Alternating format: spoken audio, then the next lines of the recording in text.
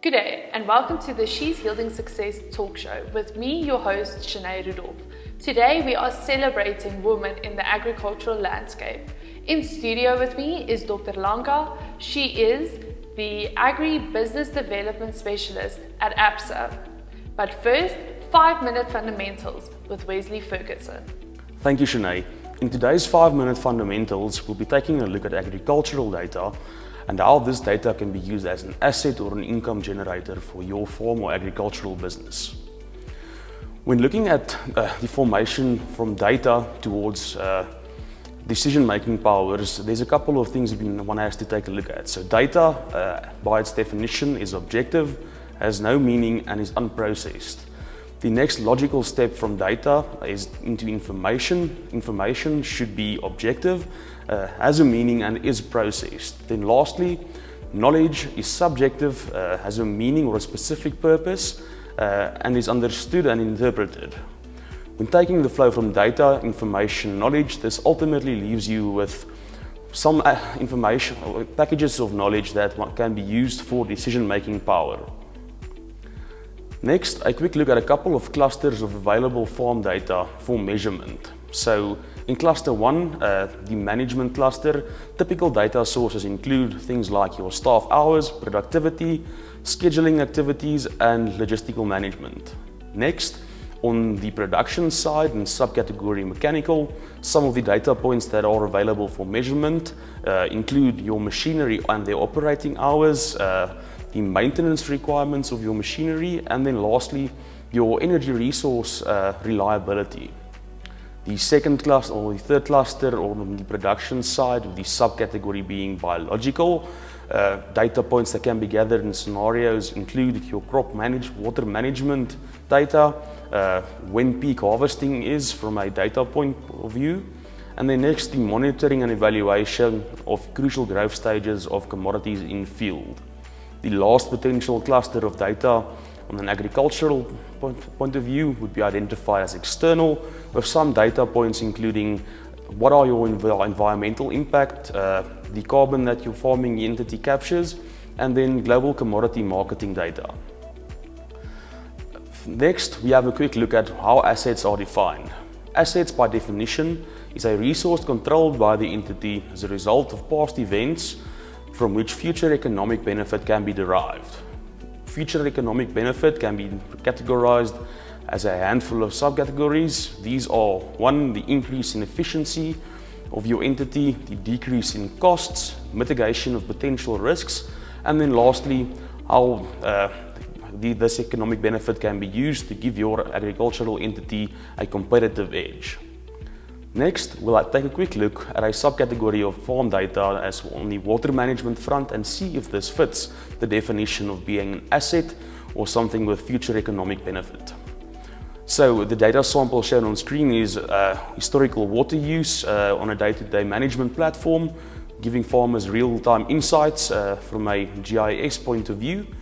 When quickly cross-comparing the data category and its definition, yes, it is owned by the farmer, and its benefit increases the accuracy of precision agricultural practices on the farm. And as far as economic benefit, the more control you have over your water, the more you can save, and the more scarcely you can apply it or optimally apply data. So the cross-comparison shows us that this subset of agricultural data can be defined as an asset or something that derives future economic benefit. Next, we'll have a quick look at new asset thinking. To think of new assets, one has to look at the old. So the easy way to explain this is on the typical back-end front. When new assets are recognized, a handful of practices evolve out of these assets. On the next side, there typically is a best practice and optimizing way of thinking around these assets. Processes are standardized around old assets. Legal regulations are introduced on the old assets. And then also standardized valuation techniques are created around these assets, along with market information and many more conventional trades being formed around the old assets. Then, on the old asset side, now one has to move over to data as a new asset. So what makes data assets unique? One, it's the cost to incur data collection is often sunk costs that aren't easily recoupable at the production level. Next, the value of data assets is still subjective, and the simple example on this side is what's of value for one farmer might not be of value for other farmers. So water collection for a grain farmer might not be relevant to water collection for a vegetable farmer. And then lastly, on the new asset thinking, it's important to realize that not all data is equal. Quality matters, and too much information or too much data can be confusing to producers. So, new data assets conclusions. For farmers, four key things for farmers to consider when thinking about their new data assets is one, the scalability, referring to the data's scalability and copyability and its anti-rivalrous properties. That would be sharing information that is non-key to the business to support other farmers and other agricultural businesses linked to your value chains. Next is the sunkenness of these costs, often expensive to incur technologies to recoup the agricultural data, and recovering of these costs are not formally recognized to some extent yet. Then next is the spillover factor of the new data assets, which refers to the possibility of competitive advantages to be noticed and copied by rival farming entities or agribusinesses. Lastly, it's the synergy factor that has to be considered, and this refers to how new opportunities for collaboration and combinations in these different data assets can be used towards the benefit of your entity. Some concluding remarks regarding new data assets from myself. The question can be asked, if bankers and insurers are using your data as a prerequisite for their credit and insurance decision-making processes, then surely farmers should be able to use their new data assets on their balance sheets as assets as well. Now, on this side, key things to consider is turning data. You need to turn your data into assets. And lastly, the mass adoption of new asset thinking still lags. Personal advice on this front would be to start having conversations with your accountants and brokers to see how you can meaningfully and from an accounting perspective, capture your new data assets on your balance sheet. Farming plays a vital role in the economy and sustainability of our country. From herding and harvesting, it has grown and evolved into an innovative, fast-paced industry. Today's farmers are skilled business people who use the Internet of Things to run these commercial enterprises and share their products with the world. Because farmers do so much more than farm, they need more than just insurance. As the leading agricultural insurer in South Africa, Santam has the specialist solutions, in-depth expertise and infrastructure to meet each farmer's unique needs and manage their risk on and off the farm, while keeping their business running the good and proper way. Choose the insurer who understands the future of farming. Speak to your intermediary or visit santam.co.za.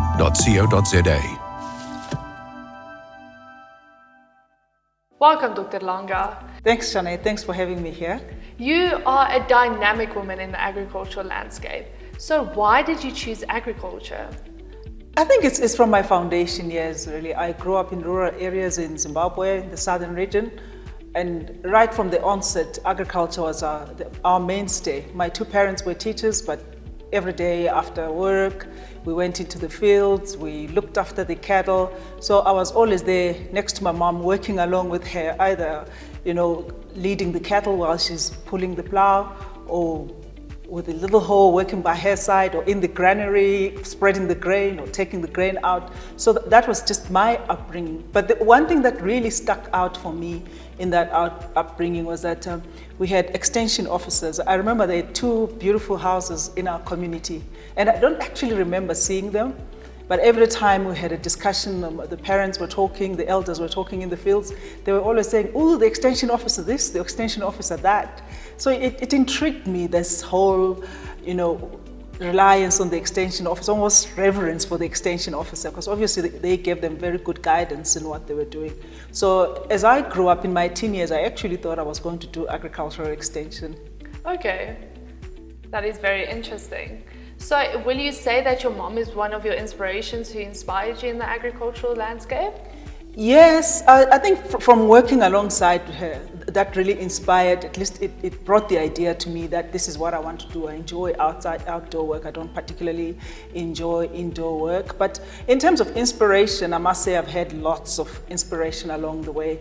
My dad too, because he's one person who really said to me, look, do what you want with your life, you know. And I thought that was really nice for somebody to just say, go ahead, be who you want to be without putting blocks on me and saying this is the way to go, that's the way to go. So I appreciated that from him.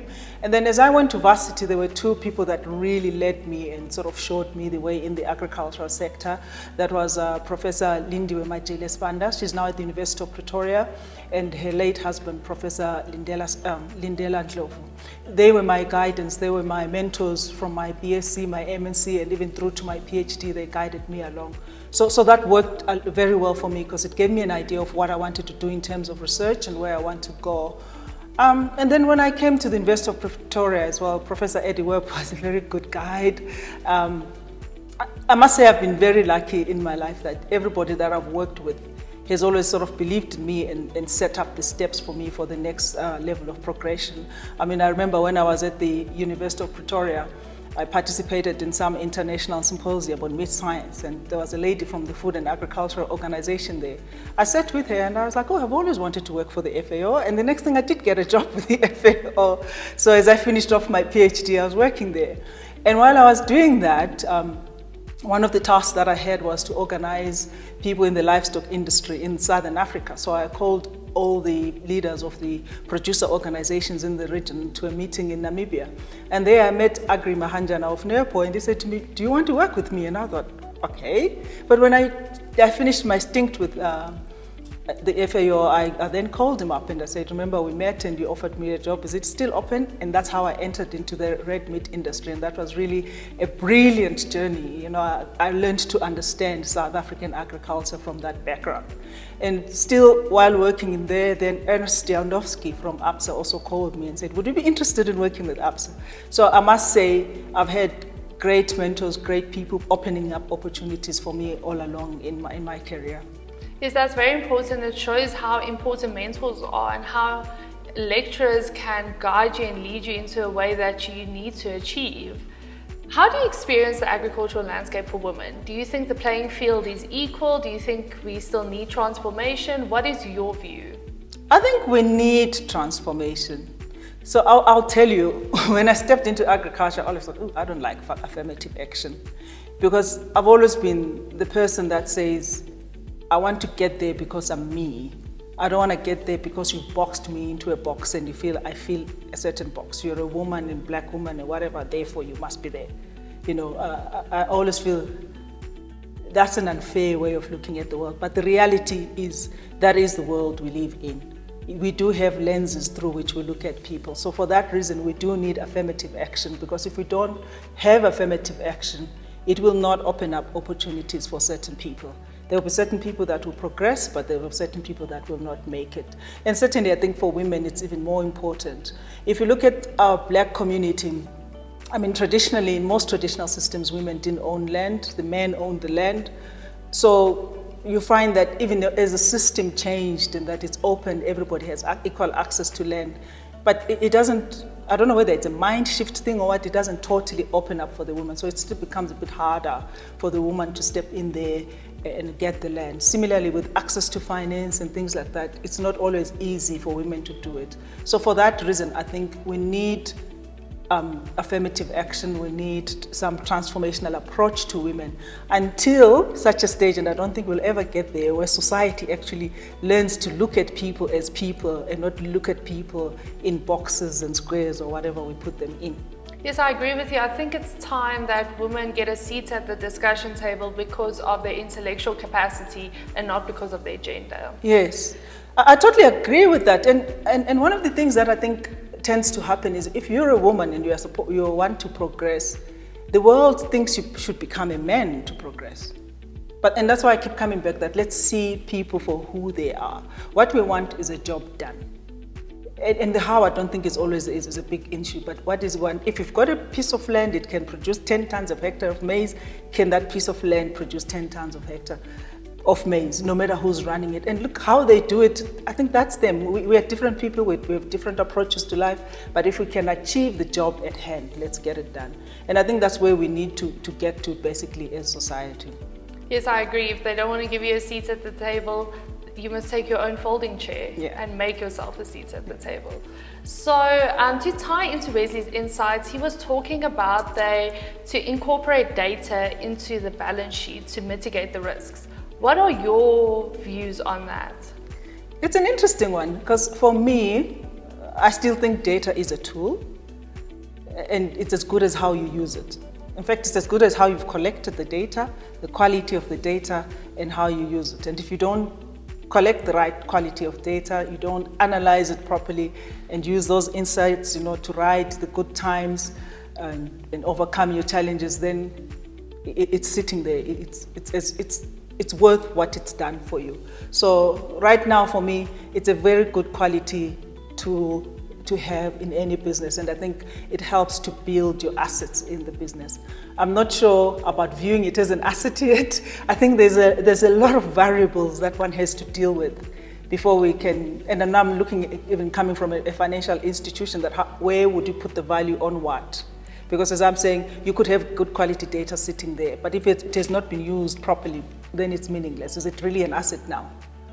So there's a lot, I think there's a lot that needs to be developed before we can actually think about putting it on the balance sheet. And I think that's the challenge of the young scientists coming up in the industry, the data scientists, to see how they do that. But at the moment, it's definitely a very usable and user-friendly and absolutely necessary asset, or rather tool in agriculture. Dr. Langa, thank you for your contribution to the agricultural landscape. I'm really excited to see what the future holds in for you. So if you could go back and give your younger self advice, what would that be? Definitely be intentional about my approach to life and my approach to my career. Much as I say I had a lot of opportunities opened up for me, it was really not by my doing. It was a lot of people stepping in and doing it for me. So if I went back, I definitely would plan it a lot better, be a whole lot more intentional, say by this time I want to be there, by this time I want to be there. Because I think if you do it that way, then you really have a chance of getting there. But if you sort of leave it to chance, it's a hit and miss situation. And then secondly, confidence. I think we, largely again, because of our upbringing as girls, you're almost made to be apologetic for who you are as a girl child. You can't do this, you can't do this. So it kills your confidence. I always laugh because when I'm with my mom, I'm always pushing against it because she's the one of those person that says, a woman can't do this, a woman can't do this. So much as you can push with your mother, when you get out there in society, that teaching from home stays with you. So you're sitting there thinking, maybe not, no, I can't speak up, maybe not, that kind of thing. So that's one thing I would say, build a lot of confidence, in yourself, believe that you can do it and push it. And then thirdly, it's the networks.